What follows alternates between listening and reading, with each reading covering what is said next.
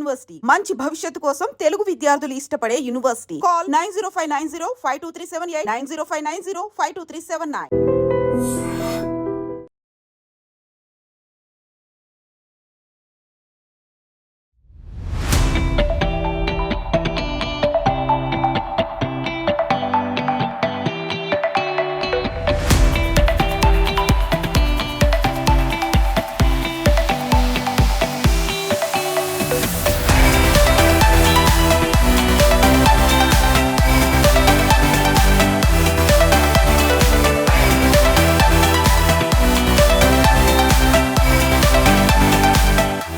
మాజీ మంత్రివర్యులు హరిచంద్రకు గట్టిగా చప్పట్లతో స్వాగతం తెలపాల్సిందిగా కోరుకుంటూ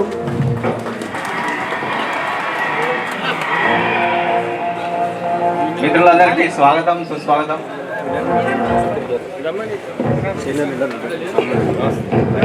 దయచేసి అందరూ కూర్చోవలసిందిగా కోరుతున్నాం. అలాగే గౌరవ అతిథి మాజీ మంత్రివర్యులు సింగిరెడ్డి నిరంజన్ రెడ్డి గారిని వేదిక మీదకి రావాల్సిందిగా సాధారణంగా ఆహ్వానిస్తున్నాం. అట్లాగే అలీ నవాజ్ జంగ్ చిత్రపటానికి నివాళులు అర్పించవలసింది కోరుతున్నాను. ఈ ఏప్రిల్ 29 అలీ నవాజ్ జంగ్ గారు విద్యాసాగర్ రావు గారు వర్ధంతి.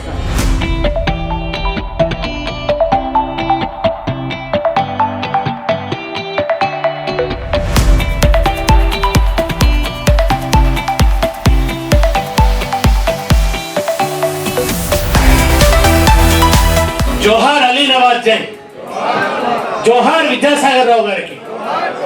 సాధిద్దాం విద్యాసాగర్ రావు గారి ఆశయాల్ని.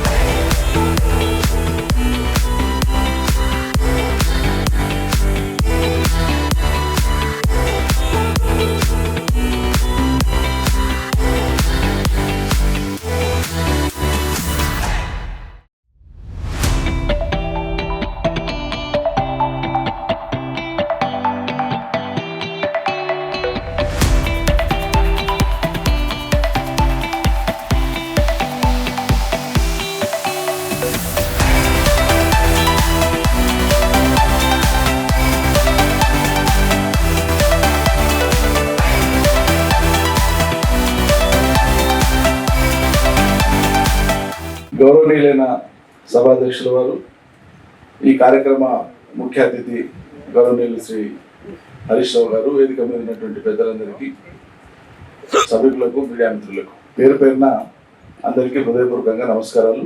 జై తెలంగాణ, జోహార్లు తెలంగాణ అమరవీరులకు. ముందుగా సోదరులు Sridhara Rao Deshpande, retired superintendent engineer, వారికి నా హృదయపూర్వకమైనటువంటి శుభాకాంక్షలు, అభినందనలు, అదేవిధంగా ధన్యవాదాలు కూడా. మమ్మల్ని అందరినీ వారు రచించినటువంటి 2 పుస్తకాల ఆవిష్కరణ కార్యక్రమంలో మమ్మల్ని భాగస్వామ్యం చేసి మీతో మాట్లాడించేటువంటి అవకాశం కల్పించినది. చాలా సాధికారికమైనటువంటి డాక్యుమెంట్స్, పుస్తకాలు మాత్రమే కాదు, చరిత్రలో నిలిచిపోయేటువంటి సాధికారికమైనటువంటి 2 డాక్యుమెంట్స్. ఒకటి కాళేశ్వరం ప్రాజెక్టు మీద ఎక్స్క్లూజివ్గా ప్రత్యేకంగా, మరోటి 10 ఏళ్ల తెలంగాణ ప్రస్థానం సాగునీటి రంగంలో. చాలా అద్భుతంగా సాంకేతిక అంశాలతో పాటు రాష్ట్ర ఏర్పాటుకు ముందు, విలీనం తర్వాత, ఆ తదనంతర సుమారు 5 దశాబ్దాల కాలం, ప్రభుత్వం వచ్చిన తర్వాత చేపట్టినటువంటి నీటిపారుదల ప్రాజెక్టులు, నీటి ప్రాధాన్యత, తెలంగాణ కంటెక్స్ట్లో, తెలంగాణ కోణంలో ఎట్లా నీటిపారుదలను అభివృద్ధి చేసింది ఈ ప్రభుత్వం అనేటువంటి, తెలంగాణ ప్రభుత్వం అనేటువంటిది కేసీఆర్ నాయకత్వాన చాలా సోదాహరణంగా వారు వివరించినారు. ఈ పుస్తకంలో ఉండేటువంటి అంశాలను చాలా విస్తారంగా ప్రజల్లోకి తీసుకుపోయేటువంటి ఆవశ్యకత ఉంది. ఇంతకుముందు సోదరులు దేవిప్రసాద్ గారు చెప్పినట్లు, ఇందాక సోదరులు ప్రకాష్ గారు చెప్పినట్లు, అది వేదిక ఏదైనా కానివ్వండి, వికాస సమితి ఆధ్వర్యంలోనా, భారత రాష్ట్ర సమితి ఆధ్వర్యంలోనా, మరే వేదిక అయినా సరే అంశాలు మాత్రం తెలంగాణ ప్రజల్లోకి చాలా విస్తృతంగా విస్తారంగా తీసుకెళ్లాల్సినటువంటి ఆవశ్యకత అయితే ఉందని నేను భావిస్తున్నా. తప్పకుండా ప్రకాష్ గారు ప్రస్తావించినట్లు ఒకనాడు నవంబర్ 22, అది 25 అన్నారు, నవంబర్ 22 నెల అదే, సంవత్సరం అదే, 2022 నవంబర్ 22 నుంచి జనవరి 6, 2003 దాకా తెలంగాణ వ్యాప్తంగా చేపట్టినటువంటి జలసాధన ఉద్యమ కార్యక్రమాలు ఏవైతే ఉన్నాయో, మొదటిసారి ఉద్యమకారులే కాకుండా ప్రజల్లోకి కూడా, సాధారణ రైతుల్లోకి కూడా నీటి ఆవశ్యకత, మనం కోల్పోయిన నీళ్లు, కోల్పోయినటువంటి జీవితం, పొందవలసినటువంటి జీవితం, మనం పొందవలసినటువంటి నీటి వాటా, ప్రాజెక్టులు కట్టుకోవాల్సినటువంటి వీటన్నింటి మీద చాలా విస్తారమైనటువంటి చర్చ జరిగింది. ప్రజలకు ఒక స్పష్టమైనటువంటి అవగాహన వచ్చేటువంటి విధంగా అదంతా కూడా భావవ్యాప్తి జరిగింది. ఈ భావవ్యాప్తి, దాని కంటిన్యూటీని మనం మెయింటైన్ చేయలేకపోయినాం అనేది నా భావన, మనందరి భావన.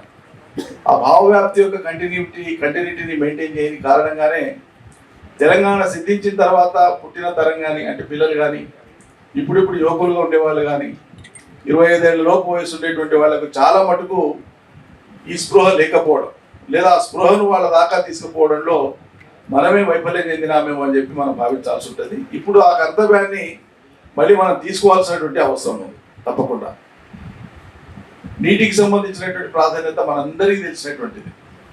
పూర్తిగా ఒకప్పుడు హైదరాబాద్ సంస్థానంలోనే జలవనరులు పుష్కలంగా కలిగి ఉన్నటువంటి ప్రాంతం నుంచి వచ్చిన వాడిని నేను. పరిచయంలో దేశపతి గారు ఒకప్పటి వలస ప్రాంతం నుంచి వచ్చినటువంటి నిరంజన్ రెడ్డి గారు అని చెప్పినారు. వలసల్ని మార్చి మరి వరి పంటల ప్రాంతంగా మార్చిన అనేటువంటి అభినందన కూడా ఇచ్చినారు వారు. ధన్యవాదాలు. నా బాల్యంలో నేను చూసిన మనందరి అనుభవాలే. మా జిల్లాకు సంబంధించిన పూర్వ మహబూబాబాద్ జిల్లాకు సంబంధించినటువంటి మిత్రులు కూడా ఈ సమావేశంలో చాలా మంది ఉన్నారు. మిగతా వాళ్ళు కూడా వివిధ సందర్భాల్లో చూసిన వాళ్ళు ఉన్నారు. విప్రకాష్ లాంటి మిత్రులు పాలమూరు జిల్లా వాళ్ళ కంటే, నాయకుల కంటే ఎక్కువ సార్లు పాలమూరు అంశాలని మాట్లాడడం కానీ, పాలమూరు సందర్శించడం కానీ, పాలమూరు బాధను వ్యక్తం చేయడం కానీ చేసినటువంటి వారు. సరే, గోలువారే బావులను చూసినాము. వర్షాకాలం దాదాపు సంక్రాంతి అయిపోయేదాకా నీళ్లు ఎక్కడ చూసినా నీటి లభ్యత ఉండేది. వాగులు, వంకలు, చెరువులు అన్నిట్లల్లా. అటు నుంచి పోతే అవన్నీ అడుగంటిపోయి బోర్ల మీదకి వచ్చినాం, బోర్లు అడుగంటిపోయినాయి. ఆ తర్వాత ఆ బాల్యంలో చూసినటువంటి అదంతా కూడా ఒక 3-3.5 దశాబ్దాల కాలంలోనే ఆవిరైనట్లే ఆవిరైపోయింది కళ్ళ ముందే. బహుశా 30-35 ఏళ్ల క్రితం అనుకుంటాను, మా వనపర్తిలో ఒకసారి, అప్పుడు తీవ్రమైనటువంటి కరువు దుర్భిక్ష పరిస్థితులు ఉన్నాయి. వనపర్తిలో కవి సమ్మేళనం మీద చేసినారు అక్కడ ఉండేటువంటి సాహితీ మిత్రులు. అక్కడికి అనంతపురం నుంచి కూడా, అంటే అప్పుడు ఉమ్మడి రాష్ట్రం కాబట్టి అనంతపురం నుంచి కూడా కవులు వచ్చినారు. ఒక కవి కలం పేరు ఆయన తేజస్విత అనుకుంటారు, కవి పేరు గుర్తుకులేదు నాకు. అందరూ వాళ్ళ కవితలు చదివినారు. ఆయన చదివినటువంటిది చాలా ప్రత్యేకంగా. సారాంశం ఏంటంటే, నేను కవితలు చెప్పలేకపోతున్నా కానీ సారాంశం చెప్తున్నా. అంటే నీటి కోసం పరితపించినటువంటి ప్రజలు ఎంత దుఃఖమైన పరిస్థితులలో వాళ్ళ వ్యక్తీకరణ ఉంటుంది అని చెప్పడానికి ఆయన ఒక సారుపేద చెప్పి, వాళ్ళ జిల్లాలో ఒక 30-40 ఏళ్ళుగా వాన చుక్క కూడా పడకుండా, చెరువులోకి 4 చుక్కలు నీళ్లు కూడా పడకుండా ఎండిపోయినటువంటి, పగిలిపోయినటువంటి, నెరలు వారినటువంటి ఆ ఒండు నేల మీదకి గ్రామస్తులు నగ్నంగా పోయి, ప్రత్యేకంగా మహిళలు నగ్నంగా పోయి వానదేవుడికి ప్రార్థన చేసిండ్రు అన్నది ఇతివృత్తంగా తీసుకొని ఆయన కవిత రాసిన. అంటే ఎంత దుర్భరమైనటువంటి పరిస్థితి. తెలంగాణలో ఇంకేడు మంచినీళ్ళ కోసం మన వాళ్ళు పడినటువంటి కష్టం మనం మర్చిపోలేము. అందుకే అప్పట్లోనే, బహుశా తదనంతరం అనుకుంటాను, బాలచందర్ గారు తీసినటువంటి ఒక సినిమా తన్నీరు తన్నీరు, తెలుగులో దాహం దాహం పేరు మీద డబ్ అయింది. అయితే ఆ సినిమా మేము చూసినప్పుడు మేము అనుకున్న ఈ సినిమా ఎవరు చూస్తారో, ఇటువంటి సినిమా చూస్తారా అనుకున్నాం. కానీ తెలంగాణ ప్రజలు అద్భుతంగా చూస్తున్నారు ఆ సినిమా. ఎందుకంటే వాళ్ళ జీవితం ఉంది అందులో. తీసింది తమిళ సినిమా అయినా బాలచంద్ర గారు జీవితం నీటి చుట్టూ తిరిగి ఉంది. అందులో వ్యంగ్యంతో కూడినటువంటి ధర్మాగ్రహాన్ని వ్యక్తం చేసేటువంటి ఇతివృత్తం సినిమా మొత్తం కూడా. ప్రజలు అనేక రకాల విజ్ఞప్తులు, దరఖాస్తులు రాజకీయ నాయకులకు ఇచ్చే క్రమంలో అవి ఎట్లా పుట్టదాఖలైతే ఇవన్నీ చాలా వ్యంగ్యంగా, చాలా అద్భుతంగా చిత్రీకరించి చూపించినారు దర్శకుడు. చివరికి ప్రజలంతా కూడా ఒక ఉమ్మడి తీర్మానం ఏం చేసుకుంటారంటే, మాకు నీళ్లు రాలేదు, మాకు నీళ్లు తాగడానికి లేవు కాబట్టి, నీళ్ళు ఇవ్వడంలో మీరు విఫలమైనారు కాబట్టి మీరు పెట్టే ఎన్నికల్ని మేము బహిష్కరిస్తాం, అందులో పాల్గొమని చెప్పి గ్రామం అంతా ముక్తఖండంతో తీర్మానం చేసుకుంటారు.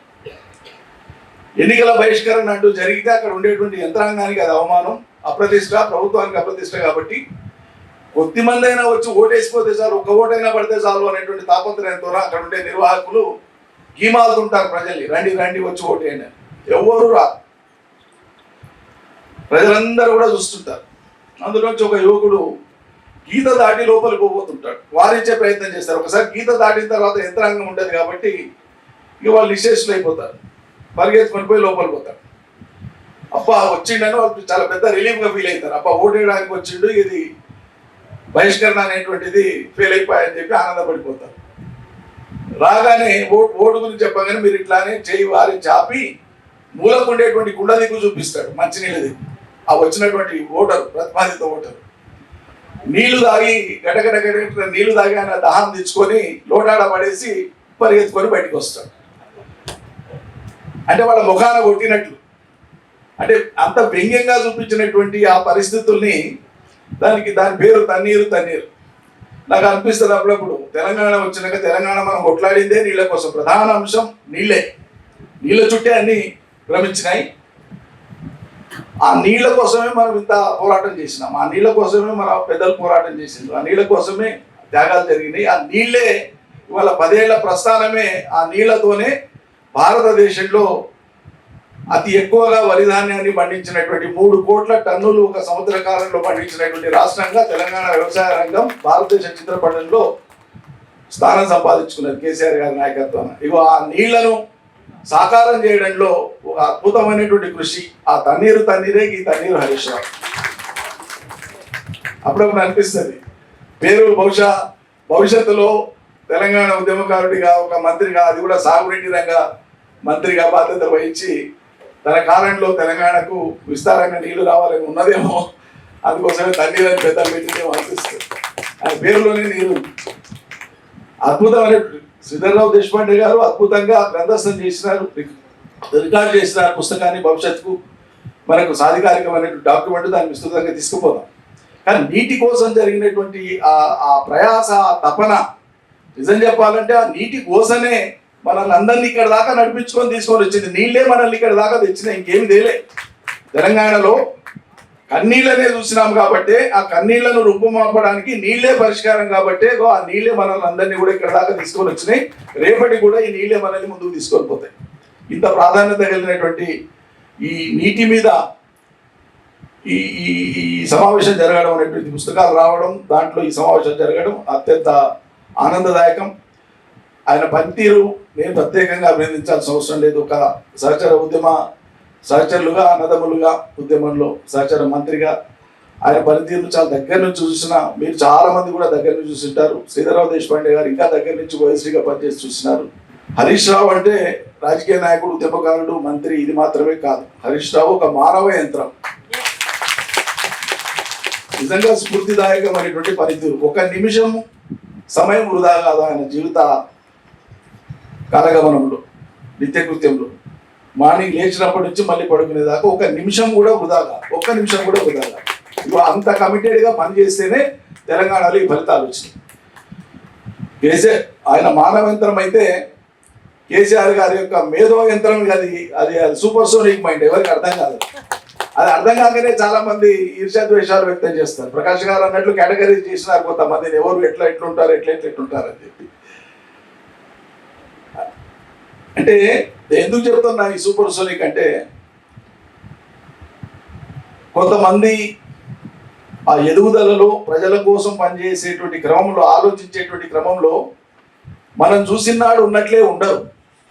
మన బాల్య మిత్రులే ఉదాహరణకు 5వ తరగతిలో ఉన్న మిత్రులు మనం 7కో 8కో వచ్చిన పరిస్థితులలో కొంత మార్పు చేర్పులు ఉంటాయి. 10th దాటే వరకు ఇంకొంత మార్పు చేర్పులు ఉంటాయి.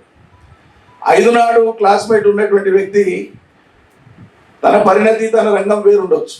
నీవు ఇంకో రంగంలోకి పోయి ఇంకో రకమైన పరిణతి చెందిన తర్వాత ఆయన నేను అక్కడే ఊహించుకుంటూ ఉండవచ్చు. ఇక ఇందులో తెలంగాణ సమాజంలో చాలామంది కేసీఆర్ మొదటిసారి ఎమ్మెల్యే అయినప్పుడు ఆనాడు పనిచేసినప్పుడు చూసి అట్లా ఊహించుకున్నటువంటి వాళ్ళు సమకాలీకులైన రాజకీయ నాయకులంతా కూడా ఆయన చాలా తక్కువ అంచనా వేసినారు. తెలంగాణ ఉద్యమాన్ని ప్రారంభించినారు. అందుకే ఇది అయ్యేది కాదు పోయేది కాదు ఈయనతో ఏమవుతుంది అని చెప్పి చాలా తేలికగా మాట్లాడినారు. కానీ ఆయన పడినటువంటి ఒక మానసిక ఘర్షణ సంఘర్షణ తెలంగాణ సమాజంలో రావాల్సినటువంటి మార్పుల గురించి ఆయన ఆలోచించినటువంటి తీరు అత్యద్భుతమైనటువంటిది. 2015 సెప్టెంబర్ 15 తారీఖు నాడు యుఎన్ఓ సమావేశం తీర్మానించింది. నేను చాలాసార్లు చెప్పినా, చాలా వేదికలలో చెప్పిన, కేంద్ర ప్రభుత్వం ఏర్పాటు చేసినటువంటి అనేక వేదికలలో కూడా, కేంద్ర మంత్రివర్గం మంత్రులున్న వేదికలలో కూడా చాలాసార్లు నేను కోట్ చేసిన దీన్ని. ప్రపంచ దేశాలన్నీ ఒకటి భవిష్యత్తు మానవాళి కోసం నిర్దేశించుకున్నటువంటి కర్తవ్యాలలో సస్టైనబుల్ డెవలప్మెంట్ గోల్స్ అంటారు, SDG అంటారు.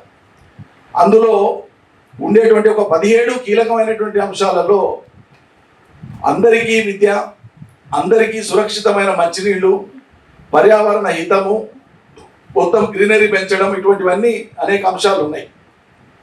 2015 సెప్టెంబర్ ఐక్యరాజ్య సమితి ప్రపంచ దేశాలన్నీ కలిపి తీర్మానించినటువంటి అంశాలు. 2014 జూన్ 2 నాడు ప్రభుత్వం ఏర్పడినాక 2014లోనే సాగునీటి ప్రాజెక్టులను, హరితహారం లాంటి కార్యక్రమాలను రూపొందించి ప్రపంచం కంటే ముందు మేల్కొని కార్యాచరణకు రూపొందించినటువంటి వాడు కేసీఆర్. ఇది అర్థం కానటువంటి వాళ్ళు కేసీఆర్ విమర్శించడం తప్ప ఇంకేం చేయలేదు వాళ్ళు. కొంతమంది చిత్ర విచిత్రంగా మాట్లాడుతుంటారు. ఎస్, ఇంజనీర్లు చెప్పినటువంటి దానికి తోడుగా తాను కూడా 10 మంది మధ్యలో 10 మంది సాంగత్యంలో నీకు నిజంగా తపన ఉంటే, ఎవరికైనా ఏ మనిషికైనా ఇది చేయాలనేటువంటి ఒక సంకల్పం ఉంటే, తపన ఉంటే, ఆ మనసు పెట్టి ఆలోచిస్తే, ఫలితం కోసం కృషి చేస్తే తప్పకుండా ఫలితం వస్తుంది. 10 మంది 20 మంది 100 మంది ఇంజనీర్ల అనుభవాలని ఆయన వాటన్నింటినీ కూడా ఆకలింపు చేసుకొని వాళ్ళకంటే భిన్నమైనటువంటి ఆలోచన మళ్ళీ వాళ్ళకే అందించి వాళ్ళతో పనిచేసేటువంటి నైపుణ్యం ఆయనకు ఉంది. కేసీఆర్ ఇంజనీర్ల విషయం వస్తే ఆయనే ఇంజనీర్ అయిపోతాడని వెటకారంగా మాట్లాడతాడు. అరే ఎందుకు కాకూడదు అంటున్నా. మనిషి ప్రశ్న వేసుకుంటే నువ్వేదో సాధించాలనుకున్నప్పుడు నువ్వు ఎందుకు కాకూడదు? 10వ తరగతి మాత్రమే చదివిన, స్కూల్ మాత్రమే చదివినటువంటి రైట్ బ్రదర్స్ అమెరికాలో డేటాన్ సిటీ, డేటాన్ టౌన్, అది సైకిల్ షాప్ వాళ్ళది. చరిత్రలోకి వెనక్కిపోతే మనకు అర్థమవుతుంది. మానవ వికాసం అనేటువంటి శాస్త్రవేత్తలు అనేటువంటి వాళ్ళందరూ కూడా వాళ్ళు కనుక్కున్నటువంటి ప్రతి అంశం కూడా ఏది కూడా అంతకు ముందు ఉండేటువంటి మొత్తం గ్రంథాలను అధ్యయనం చేసి వాళ్ళు రీసెర్చ్ చేసి చేయలే. అది వాళ్ళ పర్సనల్ కాంట్రిబ్యూషన్. ఎంతమంది ఎన్ని చేసినా కూడా మానవ వికాసంలో అది జ్ఞానం, నిజమైనటువంటి జ్ఞానం అది. రైట్ బ్రదర్స్ ఏం చేసినారు? సైకిళ్ళు నడిపేటువంటి వాళ్ళు, సైకిల్ షాప్ పెట్టుకుని సైకిళ్ళని ఇచ్చేటువంటి వాడు.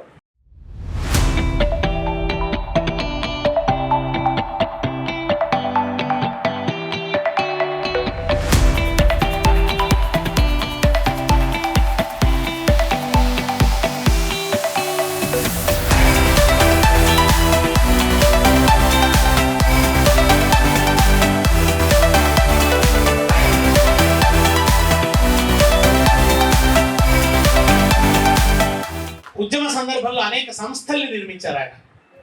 తెలంగాణ రచయితల వేదికలో ఆయన భాగస్వామ్యం ఉంది.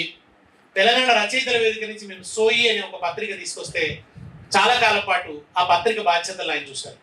విద్యావంతుల వేదిక నిర్మాణంలో ఆయన పాత్ర ఉంది. విద్యావంతుల వేదిక నుంచి కూడా తెలంగాణ టైమ్స్ అని ఒక పత్రిక తెస్తే ఆ పత్రికను చూసింది దేశపాండే గారు. చాలా సమయాన్నంతా దానికోసం ఇచ్చి ఆయన పనిచేసేవాళ్ళు. అటు రాయటము, పత్రికను తీర్చిదిద్దడము, సభలు నిర్వహించడము, ఈ అన్ని అనేక రకాల పనుల్ని ఆయన, వేణుగోపాల స్వామి గారు వేదిక మీదకి రావాలి, అనేక రకాల పనుల్ని ఆయన నిర్వహిస్తూ వచ్చారు. ఉద్యోగ సంఘంలో కూడా చాలా క్రియాశీల పాత్రని ఆయన నిర్వహించాడు. అటు ఉద్యోగ సంఘాలకు సంబంధించిన రాత పనుల్ని కూడా ఆయన చేశారు. రచయితల సంఘాలకు సంబంధించిన రాత పనులు చేశారు. ఆయన నిజానికి సృజనాత్మక రచయిత, కథలు రాస్తారు అద్భుతంగా. ఆయన మొట్టమొదటి నాకు కథా రచయితగా పరిచయం. ఈ మధ్య కూడా ఆయన వాళ్ళ బోత్ జీవితాన్ని అంతా కూడా అక్షరబద్ధం చేస్తూ బొంతల కథలు అనే ఒక పుస్తకం రాశాడు. బోతుని బొంతల అని పిలుస్తారు జనం. ఆ బొంతల కథలు అనే పుస్తకం రాశాడు ఆయన. ఆ ప్రాంతం వాళ్ళంతా అమితంగా ప్రేమిస్తారు ఆ కథల్ని, దేశపాండే గారిని. మనకు తెలియని జీవితం, ఆదిలాబాద్ లో ఉండేటువంటి బోత్ ప్రాంతపు జీవితాన్ని అద్భుతంగా పరిచయం చేస్తూ ఆయన ఆ పుస్తకం రాస్తారు. మోక్షగుణం విశ్వేశ్వరయ్య గారి మీద చాలా కృతజ్ఞతాపూర్వకంగా ఒక పుస్తకం రాసినాడు. ఒక నిస్వార్థపరుడైన ప్రతిభావంతుడైన ఇంజనీరు, నవభారత నిర్మాణ శిల్పి అయినటువంటి ఇంజనీర్ గా మోక్షగుండం విశ్వేశ్వరయ్య గారి గురించి అద్భుతమైన పుస్తకం రాసినారు.